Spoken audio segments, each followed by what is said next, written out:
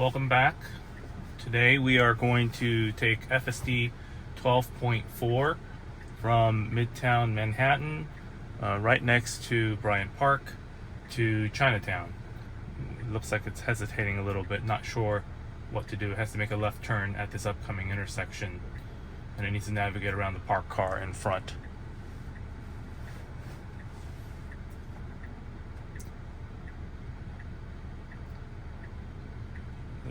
According to the visualization here, it looks like it's trying to get in. I'm not sure what it's waiting for. I guess there are a lot of cars coming on the lane ahead, so I'll just give it some time, see what it does to enter traffic.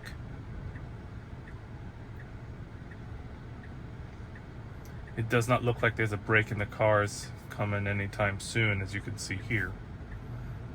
Bikers as well.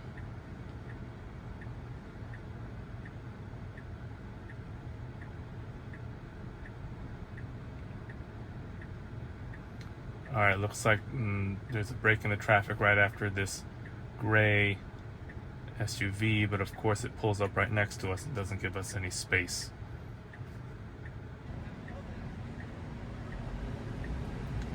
Looks like it's now trying to creep forward to assert itself. Interesting, this choice here. It looks like it was trying to take the spot vacated by that taxi. Wasn't successful because the car behind it immediately took its spot. But it seems to have generated enough space to make a nicely executed left turn. Well done.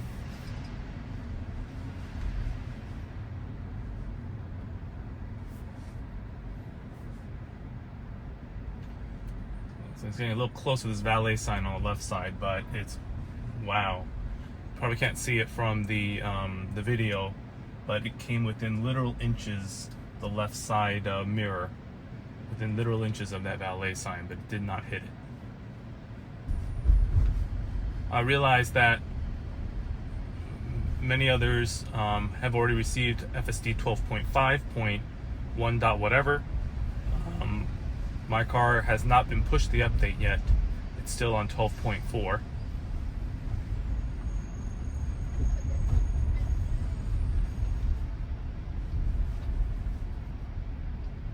Is successfully navigating around this car pulling over. That's one of the market improvements I've seen from 12.3 to 12.4, is that it's appearing to handle moving around cars that are pulling over or parked a lot more smoothly and immediately.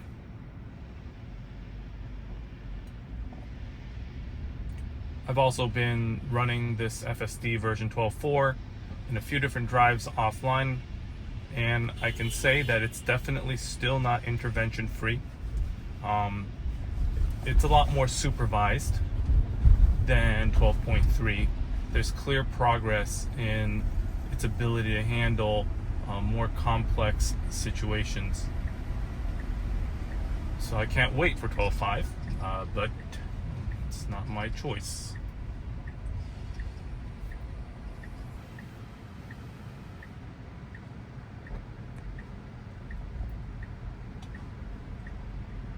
So while I still cannot be sitting sort of in the back seat from like a mental state, if not physically, with 12.4, it definitely is still supervised. It's not a robo-taxi yet. However,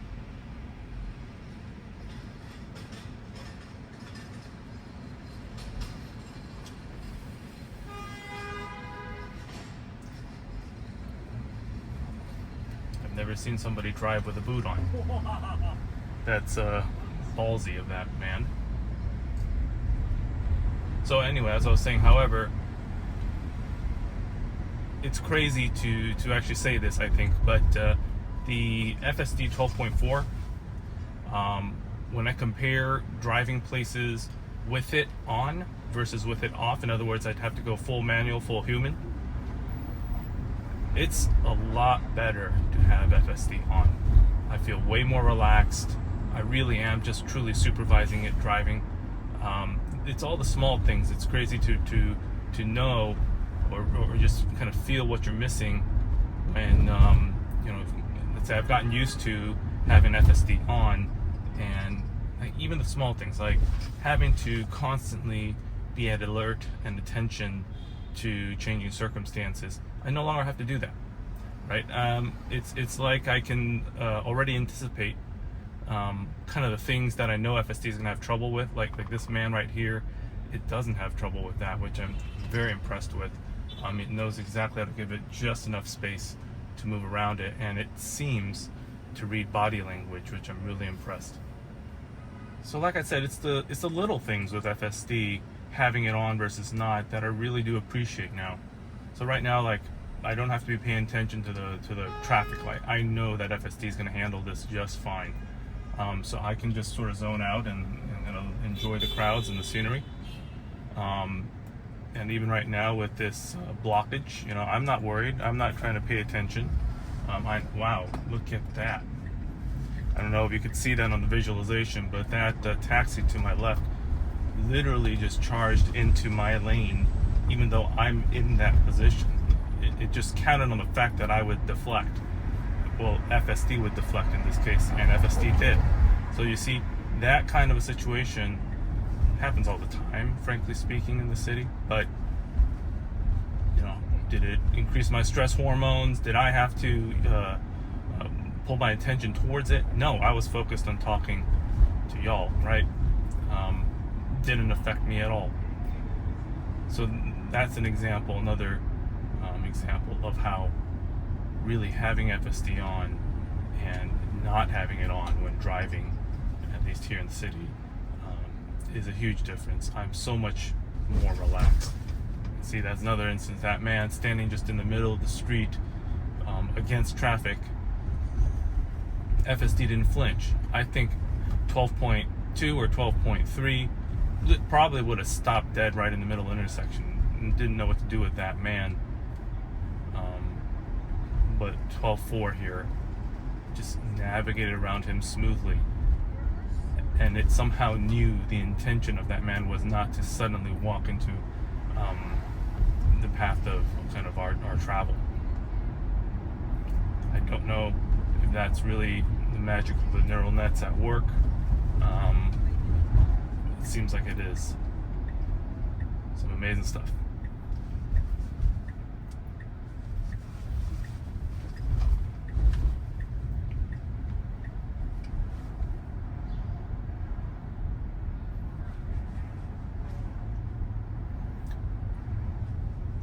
So what are some of the situations that I've seen in my last few drives where FSD 12.4 is still having trouble?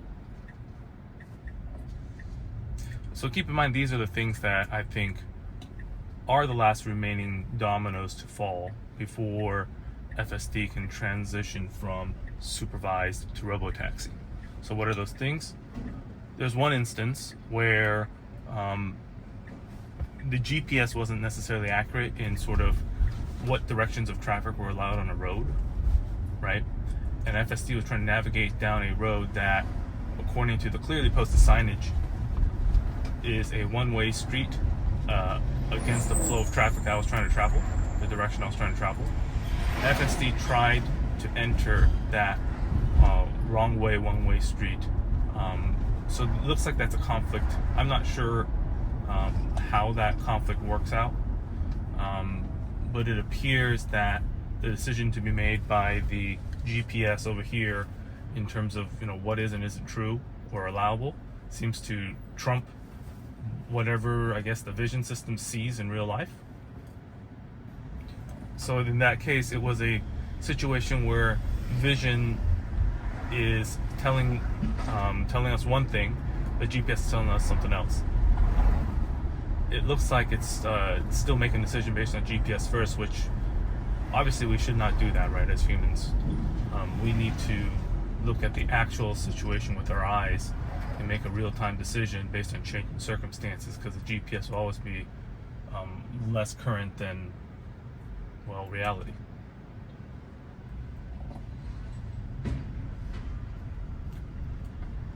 And I think if I were to put it in a nutshell, all the remaining disengagements, interventions that I had, I'll talk about the softer things in a moment here, but all the major things that are remaining, and these are major, right? You can't obviously travel down a one-way street in the wrong direction. seem to have to do with the inaccuracy of the GPS. Another example of that, and this happens fairly commonly here, and I've seen also in, I can't remember the poster's name, but he's in Chicago filming downtown videos, has the same issue with Wacker Drive where there's multiple levels of a road. Sorry for the construction noise. So Wacker Drive, Chicago, having multiple levels and GPS inaccuracies around that. It's similar here. So a lot of other disengagements happen when a few hundred feet or maybe just a few feet off in terms of the signal on the GPS and where the car actually is. So it'll think it's like on an off ramp or some other lane of travel, and then the GPS starts to reroute, and then of course everything goes crazy from there, because that sort of executive direction on the larger kind of path planning is at odds with the Tesla vision system. So this is another layer I think they have to solve. And then, in really directly speaking, this is the same problem we have to solve as drivers, right? What happens when the path that we planned kind of to go, kind of at the map level, conflicts with what we're seeing out the window in real time? How do we make those changes in decisions and decisions on what to do kind of in real time on the fly? I think that's what's remaining. So I'm not sure if you saw what happened right there. You can notice it, but the Tesla stopped very abruptly at this particular traffic light, which honestly, if I were driving in that same scenario, it might have been a very similar outcome in terms of, a hard stop. It comes down to a judgment call. You have to look at the traffic up front and make a real-time decision. Do I think the traffic is going to clear up enough in the future for me to kind of slot in and not block the intersection?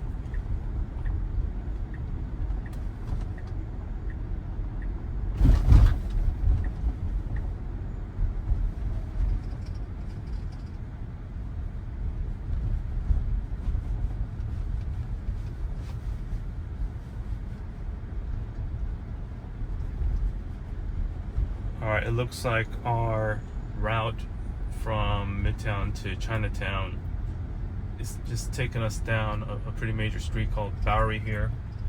So,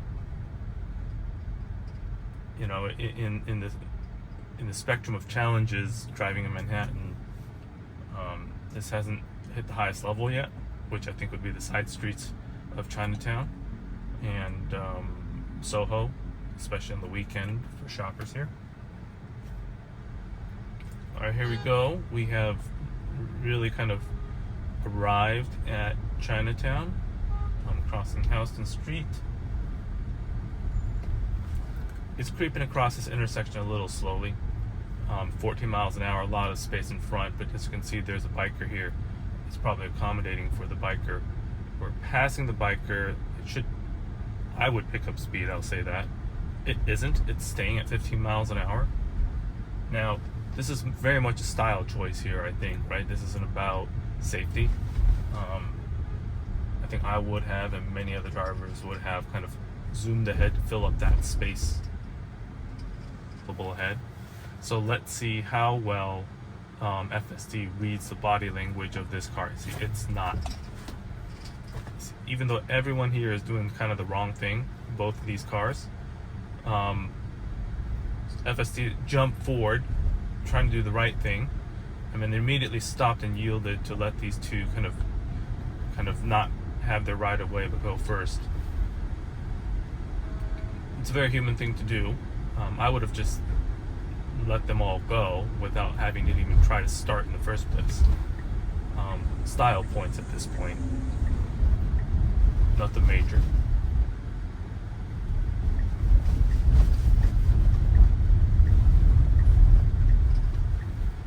So besides what I think are the primary issues remaining, and I wonder if 12.5 has fixed the conflicts with the GPS system. So the one thing that's really remaining is its timidity. it still hesitates to go when things are safe for it to proceed, or to go a little bit faster when it clearly can, like right now. But this one really is style points. The other one is an issue when, say, you have right away and you have a space to go across an intersection, that it still hesitates, right? It needs to be pushed. The accelerator needs to. I have to push the accelerator to get it to just go when it clearly can.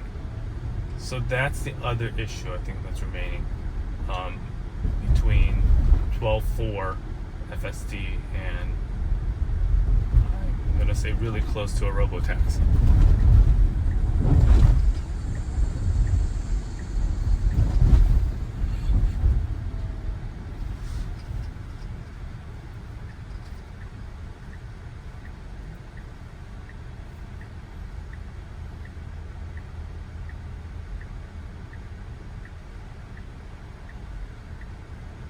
All right, so we are very close to our destination. We are going to make one right turn into the side streets of Chinatown, and then that's the end. Let's see how well it navigates one of the smaller one-way streets that are sort of crammed with cars and people.